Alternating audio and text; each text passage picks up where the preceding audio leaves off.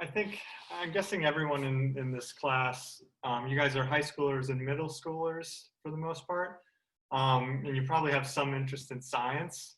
Mine came about at a pretty young age, but it wasn't until I think I took a few classes in high school that it was like, this is really interesting. You know, you're learning something about the world, whether it's geology or, in my case, meteorology. I was really fascinated by, thunderstorms and tornadoes and things like that.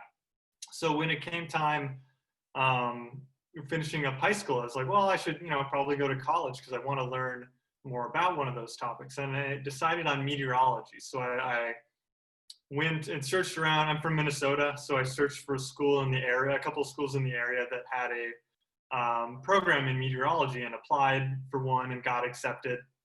And then went and got my bachelor's in meteorology there. So yeah, I think just finding something you're passionate about. And if you're just passionate about science in general, you could, one good path is to, go to a local school, or, if you get a scholarship somewhere, go there and take a few classes, take a geology class, take a biology class, take a meteorology class, and see what really you're passionate about. And then you can follow that trajectory. You don't have to decide right now, I want to major in theoretical physics. You have a little bit of time. If you decide to go to college for a science degree, you have a little bit of time to make a decision of what you're most passionate about.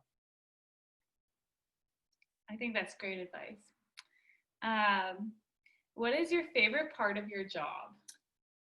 So I might have said earlier, I work at NASA. I work at the Jet Propulsion Lab down here in Pasadena, in outskirts of Los Angeles. And I think the best part about my job, besides learning more about science every day, is working with a bunch of other people who also love it. Like you're sort of lucky if you end up in a place where everyone thinks, everyone's as passionate about you as what you do. All these other scientists, they have, college degrees, and they're science nerds. They love space, they love weather, just like I do. So I get to work with these people every day on my specific projects. And it's really a great time. And we get to work with each other now that we're in quarantine. Now everyone's working from home, so it's a little different, but we'll make do. Yeah, good thing we're both really into science, so it works. Okay. What sorts of job opportunities are there for a scientist? That's a good question. So you guys are in high school, but it's never too early to start thinking broadly about what you want to do with your lives. I know a lot of people, when they're pretty young, so my background is meteorology. I got my bachelor's degree. So right after high school, you go and get a bachelor's degree. I got that in meteorology. And a lot of my classmates, when I went to Iowa State, they were like, I want to be on TV. I want to be the meteorologist on the Channel 5 news at night. And they knew what they wanted to do. So for them, it was sort of easy. But for a lot of us, you're not quite sure what you want to do in the future. So I would recommend just having an open mind, talking to people higher up, like talk to your teachers, talk to people you meet in the field, and ask, what do you do? Like, what do you like about it? What don't you like about it? And like someone asked in the chat, they asked Catherine how she got where she was today. That's an excellent question to start asking people now. You can find, if you go to a conference or a meeting and you find someone who you're like, oh, they do really cool work, their job sounds cool, go up to them afterwards and ask, how'd you get there? Did you get a bachelor's degree? Did you continue on to get a master's? Did you keep going and get a PhD, or did you stop somewhere? So I think that's a good way to go about it. Yeah, just like have that curiosity and be willing to explore and pursue what's interesting. Yeah. And another thing I would say is you'll a lot of you might go to college and major in geology or some field of science or something else, whatever you're passionate about. But then you have the option, as Catherine was saying, to go and get a graduate degree, which is oftentimes what you want to do if you want to focus in more on a specific topic. If you want to end up doing being a professor at a university, you'll typically get your bachelor's degree, your master's degree, and then a PhD.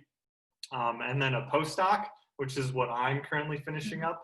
And then you can go become a professor at a university. But there are plenty of options if you want to stop anyway along that education journey. If you want to stop after your bachelor's degree, there's plenty of jobs available from companies or research centers, things like that, at all parts of the path. Like you don't necessarily have to go and get a PhD to get any job in chemistry. Like there's all sorts of, and so that goes back to talking to people and say, hey, what did you do? And is that the right path for me? Do I really want to go all the way and get a PhD and a postdoc and whatnot? Yeah. So. Yeah. I know a lot of people, I don't know a lot, but I know some who went the communication route. They got degrees in science, but decided they actually just really like talking about science. They didn't actually want to do the research. They just wanted to celebrate it. And so there's journalism opportunities too. So if you like writing, don't be afraid to go into science. There's still opportunity there. Okay. And then finally, do you have any advice? I mean, you have been giving lots of advice, but do you have any like specific advice for aspiring scientists? Yeah, I would say these days, try and take as many classes in coding, math, and physics. I think those are the big three. I think we have a math teacher viewing right now, but a lot of science is based on how the world works, and you describe that using mathematics and physics, and you develop those tools using coding. So I code in Python. Catherine uses Python, but also other languages. There's a whole bunch of languages. I would personally recommend Python. I think it's very versatile. But yeah, math and physics and coding. So if you get an opportunity in high school, or I don't know what they're doing these days, but early in college, the sooner you take an introductory to coding, the better, I think.